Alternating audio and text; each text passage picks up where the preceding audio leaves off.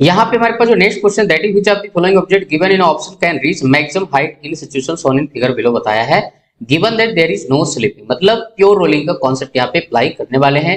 Option आपको दे रखे हैं जस्ट टू कैंस। अब इस क्वेश्चन को करने के लिए आप सिंपल सा जो है एनर्जी कंजर्व कर सकते हैं। मान लीजिए h हाइट तक जो है ऑब्जेक्ट आपका जाता है, ठीक है।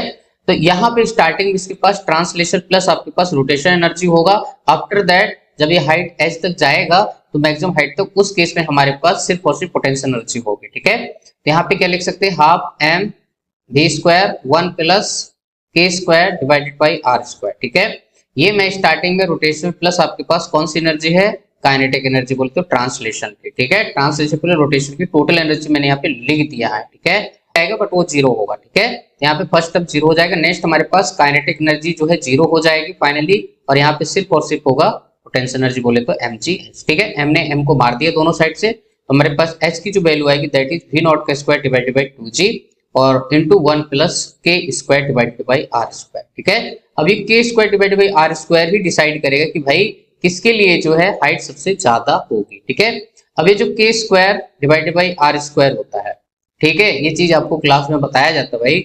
ये जैसे सॉलिड सिलेंडर की बात करते हैं, सॉलिड सिलेंडर और डिस्क इन दोनों के लिए कितना होता है, 1/2।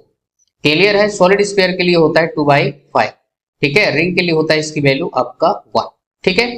तो जैसे सारी वैल्यू सब्स्टिट्यूट करोगे, ठीक है, आप यहाँ पे सबसे पहले डिस्क और सॉलिड सिलेंडर, ठीक है, यहाँ पे दोनों चीज आ रही है, आया समझ। तो इन दोनों के लिए मामला सेम होगा। तो आप चाहे तो इसका आंसर क्या कर सकते हैं, एलिमिनेट कर सकते हैं, क्योंकि आपको मालूम है कि भाई चार में से कोई एक ही ऑप्शन जाएगा, ठीक है। तो आप ये फर्स्ट और थर्ड ऑप्शन क्या कर सकते हैं, एलिमिनेट कर सकते हैं, क्योंकि इन दोनों के लिए हाइट क्या रहेगा, सेम रहने वाला है, ठीक है। तो अब तो सॉलिड स्फीयर हो सकता है तो रिंग हो सकता है। अगर सॉलिड स्फीयर के लिए अपनी बात करते हैं तो यहाँ पे 2/5 रखेंगे, तो 1 प्लस 2/5, ठीक है। एलसीएम करोगे तो 5 प्लस 2 तो कितना हो जाएगा, 7/5 हो जाएगा।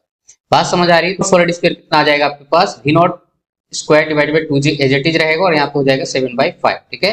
और साथ में अगर रिंग के लिए निकालते तो रिंग के लिए कितना हो जाएगा, ध्यान से देखिए, हमारे पास 1 प्लस 1 2 हो जाएगा, ठीक है। 2 into v not square divided by आपका 2g आया समझ में। तो ये चीज आ जाएगा। तो ध्यान से देखिए, इसको कंपेयर करिए, तो हमारे पास ये अगर डिवाइड करेंगे तो कितना आएगा, 1 पॉइंट आपके पास 4 समथिंग आएगा, और ये आ रहा है डायरेक्ट 2 आ रहा है, ठीक है। तो इसका मतलब रिंग के लिए जो है सबसे ज्यादा हाइट होगा, दैट इज आपके पास 4th is the correct answer guys, ठीक है। सो आई होप आपको सोल्यूशन बढ़िया तरीके से समझ आया होगा। बाकी आप इनको भी कंपेयर करेंगे तो वैल्यू कम आएगी भाई, ठीक है। चलिए